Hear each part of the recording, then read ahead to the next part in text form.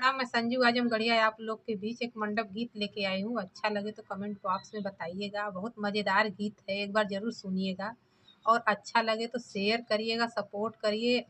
Happy काटा के मोछ उड़ा के बरती हवा दुअरवा आ गई न बरती हवा दुअरवा।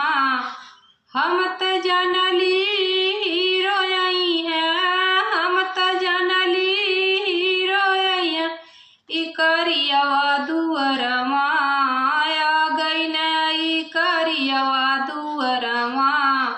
हैप्पी काटा के मोछ मुड़ा के बरती हवा दुअरवा आ गई न बरती हवा दुअरवा आ गई न। हम त जनली गुंडा आई है, हम त जनली गुंडा आई है, मोछ मुंडा दुअरवा आ गई न मोछ मुंडा दुअरवा आ गई न। हैप्पी कटा के मोछ उड़ा के, हैप्पी कटा के मोछ उड़ा के बरती हवा